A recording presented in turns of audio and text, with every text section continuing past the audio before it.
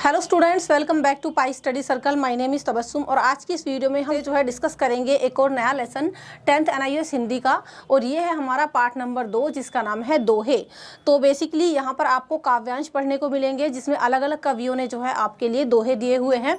तो उनकी सिंपल सी हम एक्सप्लेनेशन देखेंगे और साथ ही साथ इंपॉर्टेंट क्वेश्चन एंड आंसर्स जो कि एग्जाम के पॉइंट ऑफ व्यू से इंपॉर्टेंट है।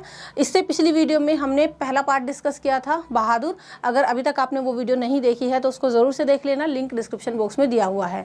तो चलिए दोहों को जान लेते हैं, इनकी एक्सप्लेनेशन समझते हैं, साथ ही साथ इनके इंपॉर्टेंट क्वेश्चन आंसर देखेंगे। वीडियो को लास्ट तक देखें बिना स्किप किए, पूरा चैप्टर आपको ना बहुत अच्छे से समझ में आ जाएगा। एंड हाँ, अगर आप हमारे चैनल पर न्यू हैं तो सब्सक्राइब जरूर से कर लें, बेल आइकॉन को प्रेस कर लें। वीडियो हेल्पफुल लगती है so don't forget to like and share this video also. चलिए देख लेते हैं आपके दोहे को, ठीक है। तो सबसे पहले यहाँ पर मैं आपको बता दूँ, इसमें आपके 3 कवियों के दोहे हैं, रहीम, कबीर और वृंद। तो इन तीनों कवियों ने जो है इस लेसन के अंदर आपको कुछ दोहे दिए हुए हैं जिनको हम पढ़ने वाले हैं। तो 1 बाय 1 एक एक करके पढ़ेंगे। पहले हम पढ़ेंगे रहीम जी के दोहे, ठीक है। अब रहीम जी के जो दोहे हैं उसमें हमारा पहला दोहा है आपके सामने लिखा हुआ। तो ये 2-2 लाइन के दोहे हैं आपके मुश्किल से।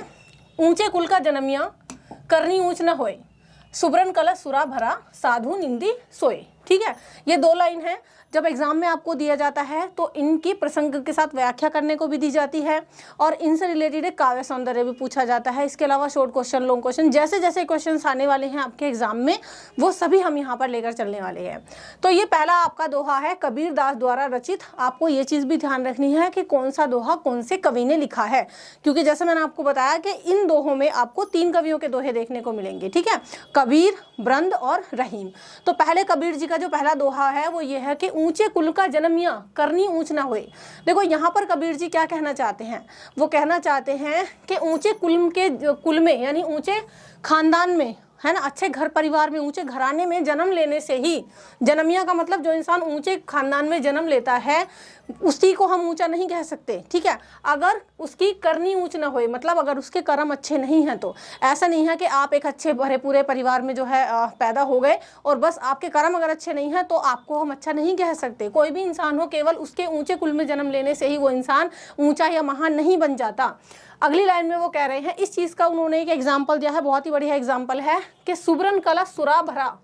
सुब्रन का मतलब क्या होता है? सुब्रन का मतलब होता है सोना, ठीक है, गोल्ड, जिसको हम सोना कहते हैं। कलश का मतलब होता है घड़ा और सुरा का मतलब होता है शराब, ठीक है। तो जिस प्रकार अगर सोने के घड़े में आप शराब जैसी तुच्छ वस्तु भर दें तो भी जो साधु लोग होते हैं, जो अच्छे व्यक्ति होते हैं, तो भी उसकी निंदा ही करेंगे। यानी मान लो आप सिंपल सा एग्जांपल देखो कि अगर मान लो ऊपर से घड़ा हमारा सोने का है ना, देखने में कितना खूबसूरत लगेगा, है ना, महंगा भी होगा, सोने की चीज़ कितनी महंगी होती है, लेकिन सोने का होने के बावजूद भी अगर उसके अंदर शराब जैसी खराब वस्तु भरी पड़ी है तो जो सज्जन पुरुष हैं वो उसकी निंदा ही करेंगे, उसको गलत ही बताएंगे। उसी प्रकार आप चाहे कितने ही ऊंचे कुल में पैदा हो जाए, कितने भी बड़े खानदान में आप जन्म ले लें, अच्छे कपड़े पहन लें, बढ़िया टिप टॉप होके रहें, लेकिन अगर आपके कर्म अच्छे नहीं हैं, आपके अंदर गुण अच्छे नहीं हैं, तो अच्छे लोग आपकी निंदा ही करेंगे, आपकी तारीफ नहीं करेंगे। तो इसका एग्जाम्पल इन्होंने सोने के घड़े से दिया है। तो आई होप ये दोहा आपको समझ में आ गया होगा। अब आप जब इस तरीके से आपको दोहा दिया जाता है तो आपको प्रसंग लिखनी होती है और इसकी व्याख्या करनी होती है। प्रसंग में आप क्या बताएंगे? प्रसंग में आप यही बताएंगे कि दोहा जो है वो कबीर जी ने लिखा है, ठीक है, इनके बारे में आप बता देंगे। और इसमें कबीर ये समझा रहे हैं कि सिर्फ अच्छे कुल में यानी ऊंची जाति में जन्म लेने से ही कोई महान नहीं बनता, महान बनने के लिए उसे अच्छे कर्म करने भी जरूरी हैं।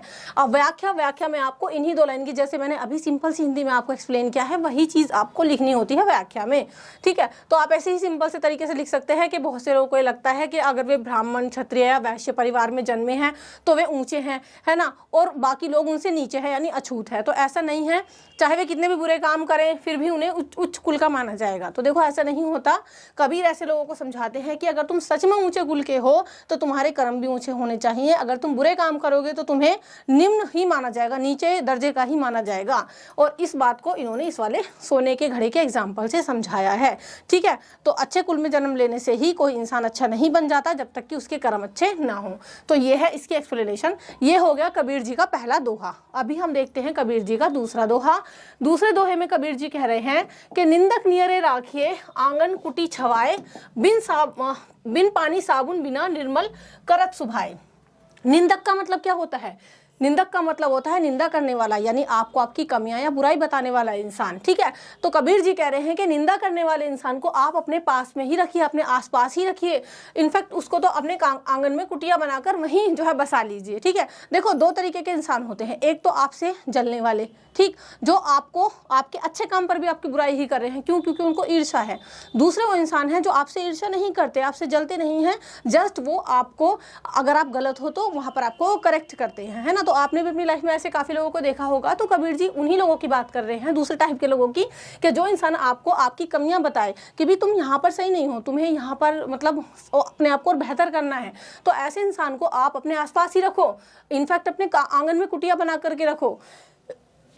और ऐसा करना कैसा है, जैसे कि बिना पानी और बिना साबुन के आप कपड़े को बढ़िया निखार देते हो, ऐसा करना ऐसा ही माना जाएगा कि आप इस प्रकार अपने स्वभाव को निर्मल कर सकते हैं, ठीक। तो प्रसंग में आपको देखो यही बताना है कि इस कबीर जी ने लिखा है, और आमतौर पर लोग अपनी आलोचना यानी निंदा करने वालों को पसंद नहीं करते हैं ना, ऐसा ही होता है ना। प्रसंग में आप बताते हो कि भाई ये दोहा किसने लिखा है, कौन से पाठ से लिया गया है, और थोड़ा सा बता देते हैं कि इस दोहे में कवि क्या कहना चाहते हैं। फिर व्याख्या में आप इन्हीं 2 लाइन को डिटेल में खोलकर बता देते हो, ठीक। तो व्याख्या में देखिए ये है कि हमें उन लोगों को अपने पास रखना चाहिए जो हमारी गलतियां और कमियां हमें बताते हैं। ऐसे व्यक्ति को तो अपने घर के पास ही रखना चाहिए, ताकि वह हमें हमेशा हमारी गलतियां याद दिलाता रहे। जब कोई हमारी आलोचना करता है तो हमें अपनी कमियों का पता चलता है और हम उन्हें सुधारने की कोशिश करते हैं। इस तरह बिना साबुन और बिना पानी के ही हमारा स्वभाव अच्छा और शुद्ध हो जाता है। हम अपना शरीर तो आसानी से साफ कर लेते हैं, लेकिन हमारे मन की जो बुराइयां होती हैं वो कैसे दूर होंगी? तो इसके लिए हमें ऐसे लोगों की ज़रूरत होती है जो हमें हमारी कमियां बताए, जो हमें करेक्ट करे और हमें सुधारने का मौका दे, ठीक है। और इसी सीख को देने के लिए कबीर ने ये दोहा लिखा है। तो आई होप आपको ये दोहा भी समझ में आ गया होगा, ये भी कबीर जी ने ही लिखा है। चलिए अब अगला दोहा है कबीर जी का। इसमें भी कबीर ने बहुत अच्छी जो है सीख दी है मनुष्य को, बहुत अच्छा एग्जाम्पल है। गुरु कुम्हार सिस कुंभ है, घड़ी घड़ी काढ़े खोट, अंतर हाथ सहार दे, बाहर बाहे चोट, ठीक।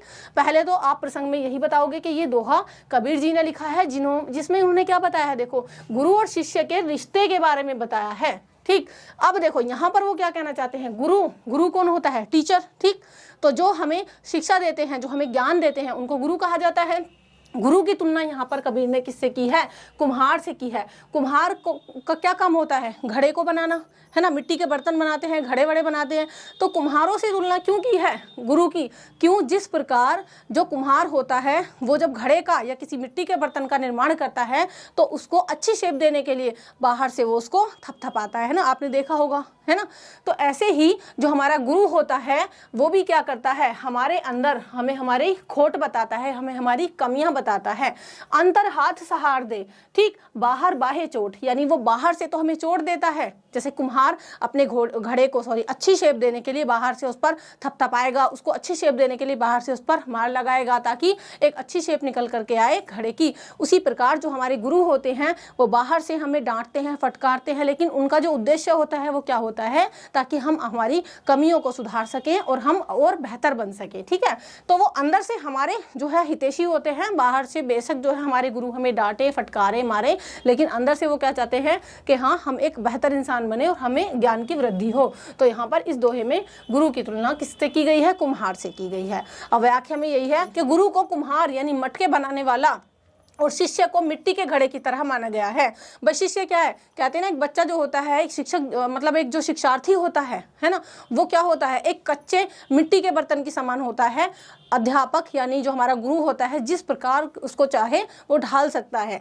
तो यहाँ पर भी यही है कि जो गुरु है उसकी तुलना कुम्हार से की गई है और शिष्य को मिट्टी के कच्चे घड़े की तरह माना गया है। जैसे कुम्हार गीली मिट्टी को चाक पर रखकर घड़ा बनाता है, वैसे ही गुरु भी शिष्य को ज्ञान देकर उसे एक अच्छा इंसान बनाता है।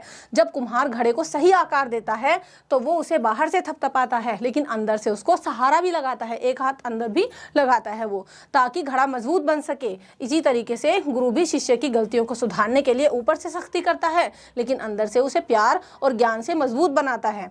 तो इस तरीके से गुरु अपने शिष्य को योग्य बनाकर उसे परमात्मा से मिलने का रास्ता दिखाता है। तो ये दोहा भी बहुत ही अच्छा दोहा है, अगर आप अपने जीवन में से कुछ सीख ले सके तो, ठीक है। ये कबीर जी के दोहे हैं। अगला दोहा है कबीर जी का कि जो जल बाड़े नाव में, घर में बाड़े दाम, दो हाथ उलीचिए यही सयानो काम, ठीक। अब देखो यहाँ पर क्या कहना चाहते हैं कबीर जी। जो जल बाड़े नाव में प्रसंग में आप यही बताएंगे कि भी ये दोहा जो है कबीर जी ने लिखा है। और उसमें क्या समझाया इन्होंने कि अगर मान लो आप किसी नाव में बैठे हैं और उस नाव में छेद हो जाए और उसमें धीरे धीरे पानी भरने लग जाए, आप क्या करोगे? जल्दी से क्या करोगे? मतलब आप अपने हाथों के सहारे से उस पानी को बाहर निकालोगे ताकि वो नाव ना डूबे और आप उसमें बने रहें, आप सर्वाइव कर सकें। इसी प्रकार अगर आपके घर में अधिकता हो गई है किस चीज़ की? धन की। अगर किसी के घर में धन संपत्ति हद से ज़्यादा हो गया है तो एक समझदार इंसान का काम यही है कि वो दोनों हाथों से उसको दान दे दे। जिस प्रकार नाव में पानी भर जाने पर आप दोनों हाथ से उलीचकर पानी को बाहर फेंकते हैं, आप तभी समझदार माने जाते हैं। उसी प्रकार अगर आपके घर में अधिकता हो गई है, आपके घर में धन संपत्ति हद से ज़्यादा है, तो यही आपकी समझदारी है कि आप दोनों हाथों से उसे दान कर दीजिए, क्योंकि दान करना बहुत अच्छी बात बताई गई है और तभी आप सयाने यानी सही और समझदार इंसान कहलाए जाएंगे। ठीक, व्याख्या यही है कि अगर नाव में पानी ज़्यादा भरने लगे तो उसे निकालना जरूरी होता है, नहीं तो नाव डूब जाएगी। उसी तरह अगर इंसान घर में ज़रूरत से ज़्यादा पैसे हों तो उसे गरीबों और ज़रूरतमंदों की मदद में लगाना चाहिए।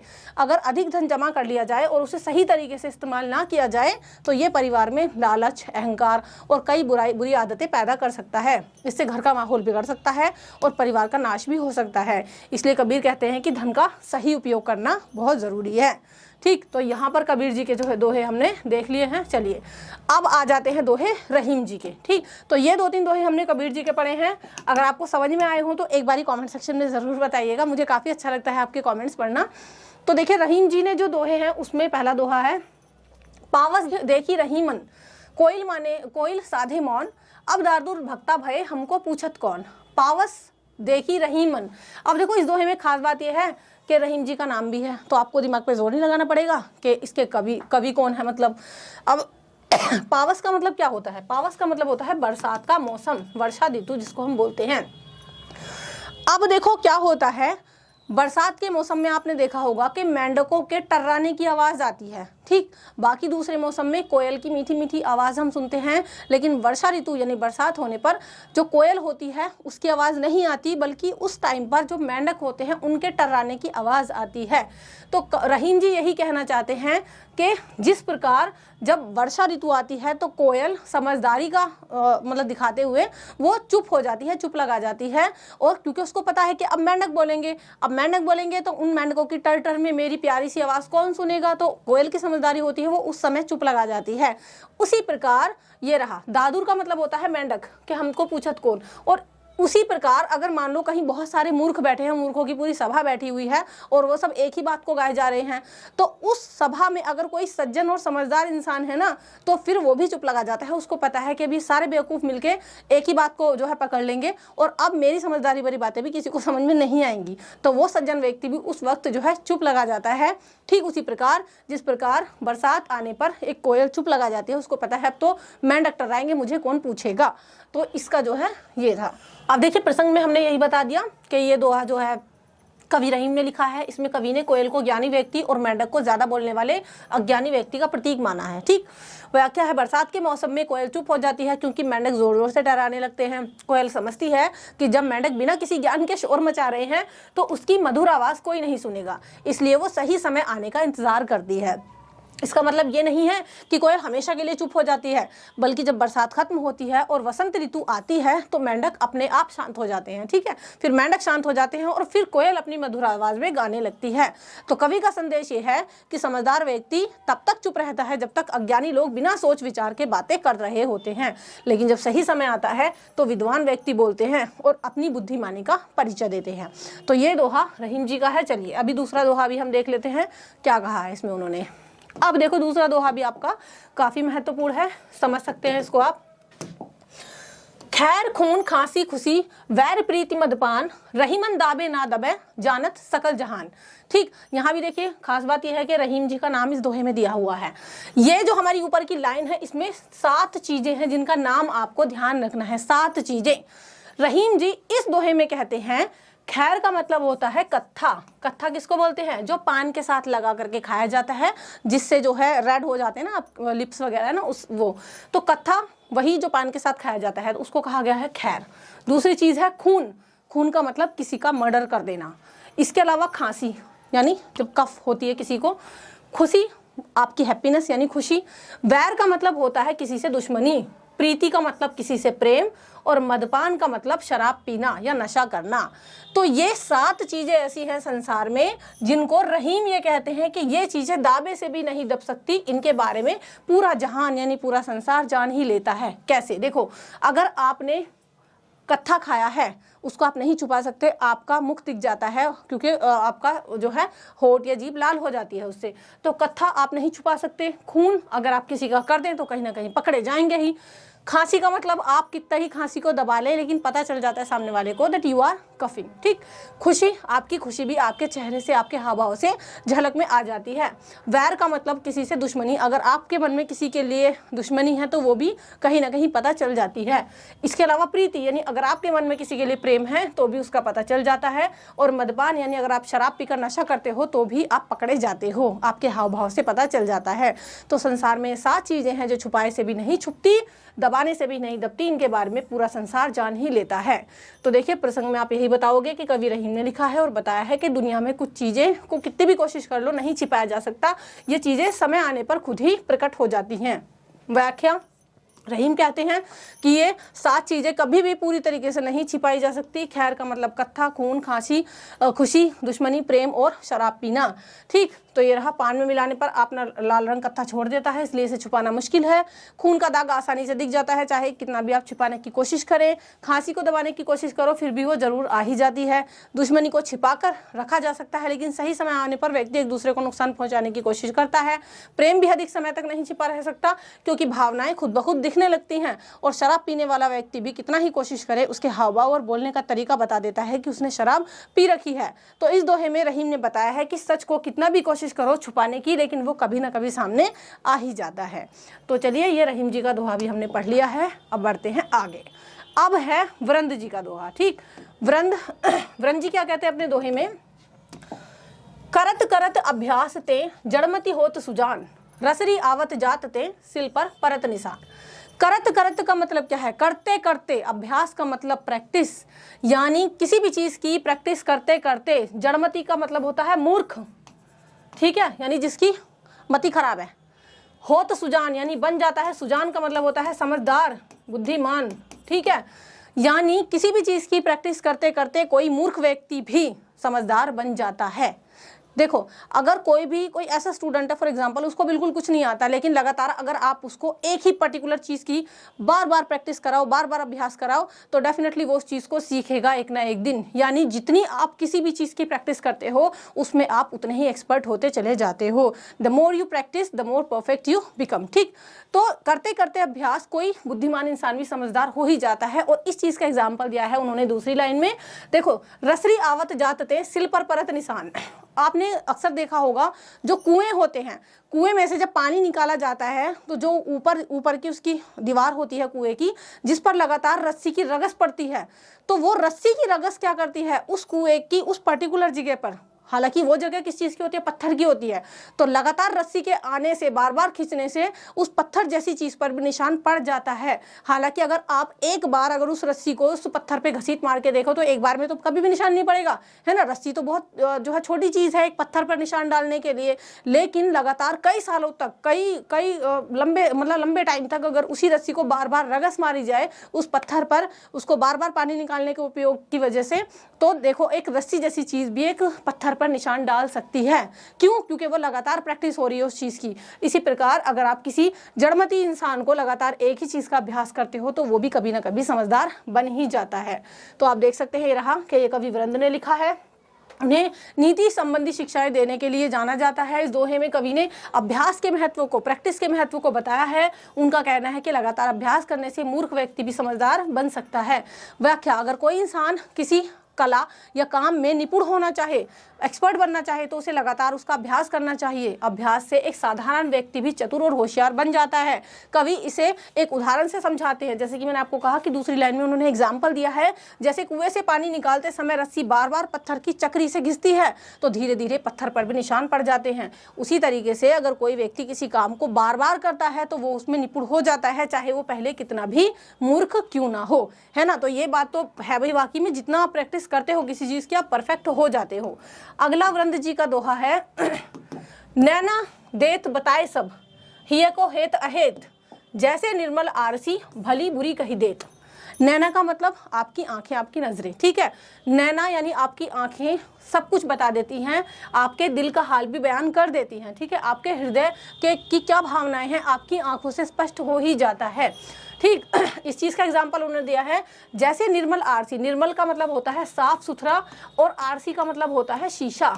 जिस प्रकार एक साफ सुथरा शीशा आपको आपके चेहरे का, आपके हुलिये का एक सही आइडिया दे देता है। भाई साफ सुथरे शीशे में खुद को देखोगे तो वो तो क्लियर चीज़ बताएगा ही आप कैसे दिख रहे हो, भली बुरी कही दे। जिस प्रकार एक साफ शीशा सही और गलत सब चीज़ आपके बारे में बता देगा, आप उसमें देख सकते हैं कैसे आप दिख रहे हैं, उसी प्रकार इंसान के दिल का हाल उसकी आंखों से पता चल जाता है, ठीक है।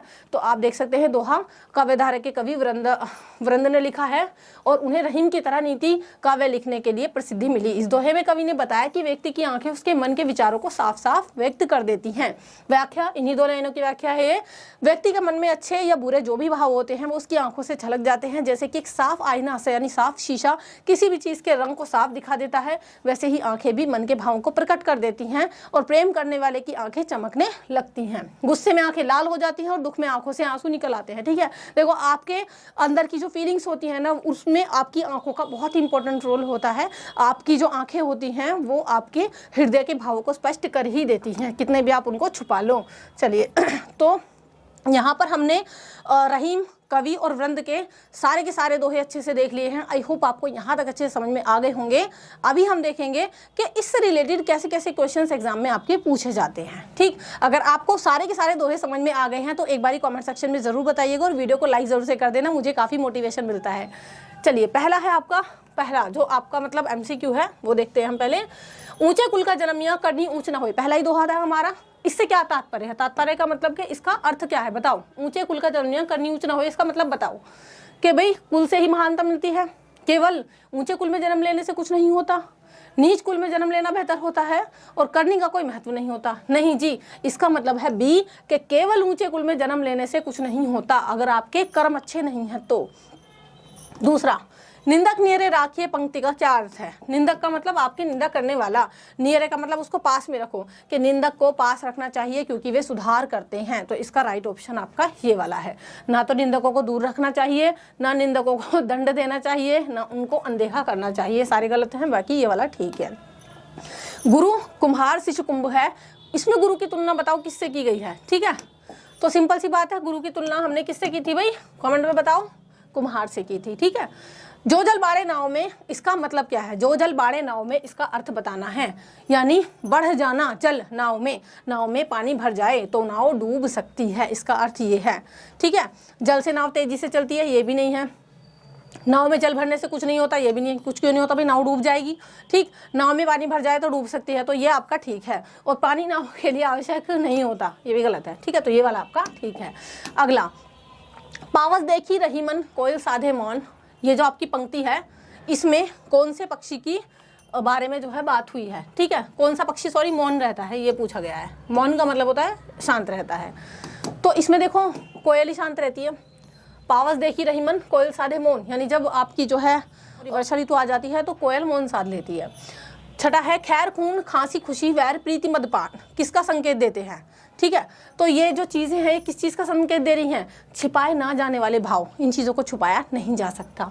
अगला देख लेते हैं, करत करत अभ्यास ते, इसका मतलब बताओ। करत करत अभ्यास अभी मैंने आपको पढ़ाया, बिल्कुल सिंपल है कि किसी चीज़ का अभ्यास करते करते अभ्यास से जड़ बुद्धि भी चतुर हो सकती है, इसका अर्थ ये है। ऐसा नहीं है कि अभ्यास करना कठिन है, नहीं, अभ्यास केवल विद्वानों के लिए है आवश्यक है, नहीं जी। अब अभ्यास तो हर किसी के लिए आवश्यक है, इवन जिसने बहुत कुछ सीख लिया है वो भी ये नहीं कह सकता कि मैंने सब कुछ सीख लिया है। अभ्यास तो आप जीवन पर्यंत करें, जितना हो सके आप जो है चीज़ों को सीखें और अभ्यास करें, ठीक है। अभ्यास से कुछ नहीं होता, ये भी गलत है। तो अभ्यास से जड़ बुद्धि को भी चतुर किया जा सकता है, ये आपका राइट है। अगला है रसरी आवत जात ते सिल पर परत निशान, इससे क्या सीख मिलती है? रसरी आवत जात यानी बार बार रस्सी के खींचने से पत्थर जैसी चीज़ पर निशान पड़ गया, इससे पता चलता है अभ्यास से परिवर्तन आता है। अगर आप प्रैक्टिस करो तो उससे आपको चेंजेस देखने को मिलेंगे।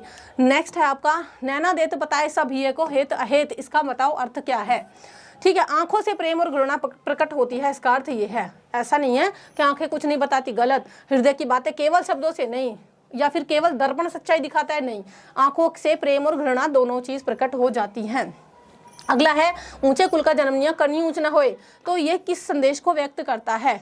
ठीक, तो देखो कुल से अधिक व्यक्ति के कर्म महत्वपूर्ण होते हैं, तो इससे इस बात का संदेश मिलता है। अगला देख लेते हैं, सुबरन कलश सुरा भरा, इसमें क्या तुलना की गई है? सुबरन कलश सुरा भरा, ठीक, तो पहला ही हमारा दोहा था ये, सोने के बर्तन और शराब से, या लोहे के बर्तन और जल से, या मिट्टी के बर्तन और दूध से, या पीतल के बर्तन और शहद। देखो पीतल, मिट्टी और लोहा इनकी तो बात ही नहीं थी इसमें, तो इसमें बात हुई थी सोने के बर्तन और शराब से। ठीक है, ये आपका राइट है। बिन पानी साबुन बिना, इसका क्या अर्थ है? निंदक बिना पानी और साबुन के भी व्यक्ति को सुधारता है, इसका मतलब ये है। ठीक है, चलिए अंतर हाथ सहार दे बाहर बाहे चोट, इसमें गुरु बताओ क्या करता है? अंतर हाथ सहार दे मतलब आपको सहारा भी देता है, लेकिन बाहर से आपको थोड़ी बहुत चोट पहुंचाता है। केवल कठोर दंड देता है? नहीं जी, गुरु केवल कठोर दंड नहीं देता, अंदर से सहारा और बाहर से सुधार करता है, ये है आपका राइट। शिष्य को डराकर सिखाता है? नहीं जी, और केवल बाहरी सुधार भी नहीं करता, तो अंदर से सहारा देता है और बाहर से सुधार करता है। एक सच्चे और अच्छे शिक्षक का यही काम होता है। हमको पूछत कौन, बताओ ये जो पंक्ति है इसमें कौन निराश हो रहा है? इसमें कोयल निराश हो रही है। कोयल ये कह रही है कि भाई अब तो बरसात आ गई है, मुझे कौन पूछेगा, तो निराश यहाँ पर कोयल हो रही, मेंढक नहीं हो रहे। मेंढक तो बोलेंगे बरसात में टर टर, लेकिन हाँ कोयल आने वाले टाइम में बोलेगी जब उसका टाइम आएगा। नेक्स्ट है, रसरी आवत जात ने पंक्ति में क्या सिखाया गया है? तो देखो कठिन परिश्रम से सफलता मिलती है।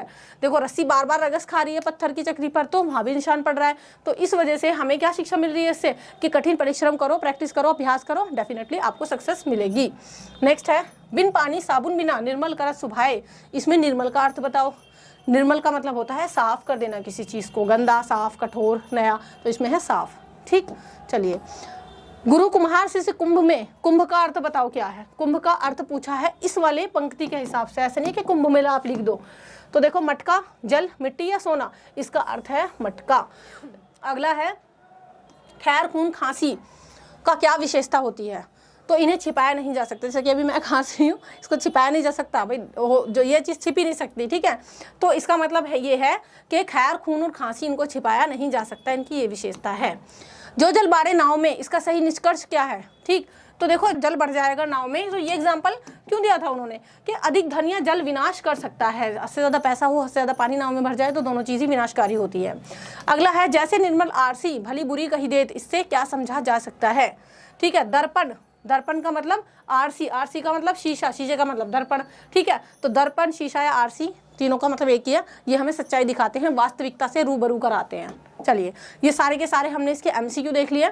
अब देखते हैं इससे रिलेटेड रिक्त स्थान। ठीक, चलिए पहला हमारा क्या है, ऊंचे कुल में जन्म लेने से कुछ नहीं होता अगर डैश ऊंचे ना हो, तो अगर हमारे कर्म अच्छे ना हो, ऊंचे ना हो। ठीक, दूसरा है, सोने का कलश अगर डैश से भरा हो तो साधु उसकी निंदा करेंगे, तो यानी सोने का कलश जो है अगर शराब से भरा हुआ हो तो साधु लोग उसकी निंदा ही करेंगे, बुराई ही करेंगे।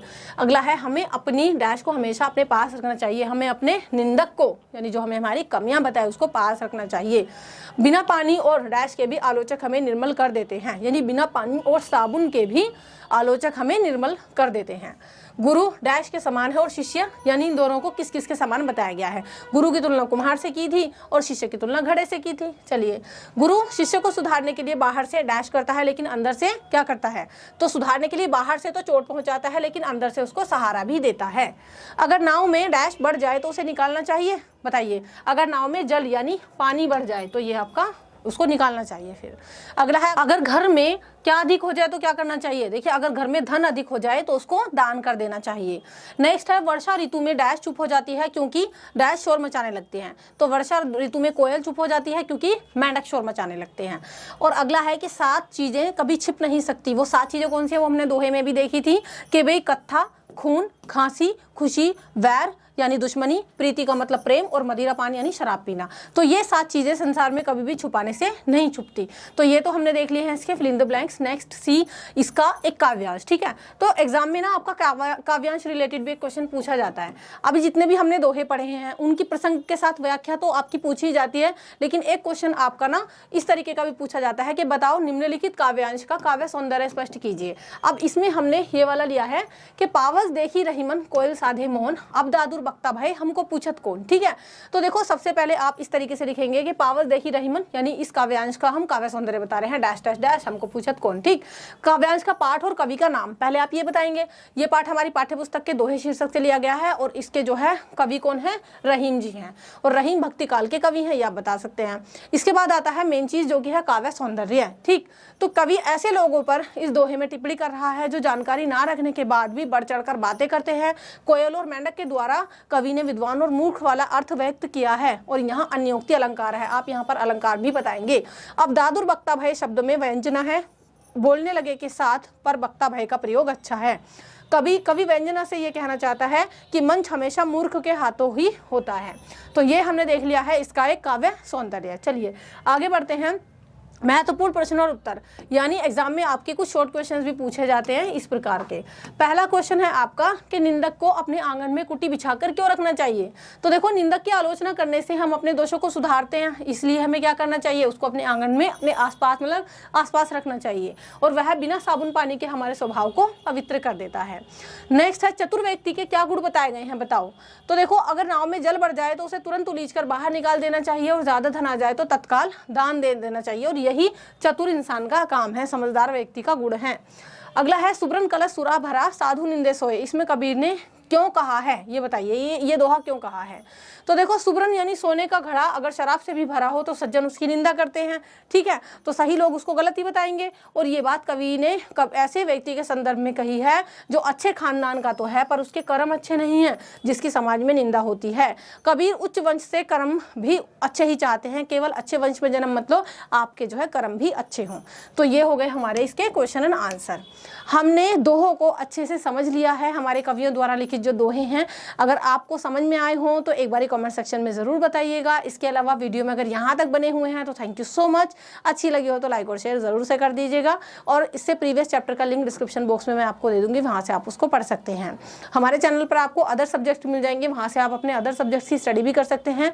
बाकी अगर इंग्लिश में अगर आपको चैप्टर्स की डिटेल एक्सप्लेनेशन जाननी है तो उसके लिए मेरा दूसरा चैनल है which name is learn English by Tabassum, वहाँ से जाकर के आप अपने चैप्टर्स को डिटेल में पढ़ सकते हैं। अगर आपको ये PDF चाहिए, इंपोर्टेंट क्वेश्चन आंसर्स वगैरह चाहिए, तो उसके लिए हमारे टेलीग्राम को ज्वाइन कर लीजिए, उसका लिंक भी डिस्क्रिप्शन बॉक्स में है। सॉल्व असाइनमेंट, सॉल्व प्रैक्टिकल, और अगर आपको ऑनलाइन क्लासेस इन सभी चीज़ों में एनरोल होना है तो वो सभी चीज़ें आपको हमारे ऐप पर मिल जाएंगी which name is pi study circle, जिसका लिंक भी डिस्क्रिप्शन बॉक्स में है। ठीक है, तो आई होप आपको अच्छा लगा होगा सब कुछ। कहीं कोई डाउट हो तो आप हमारी टीम से कांटेक्ट कर सकते हैं, आपको स्क्रीन पर नंबर फ्लैश हो रहा होगा। नेक्स्ट वीडियो मिलते हैं, till then keep studying in Pi study. Thank you so much and good bye.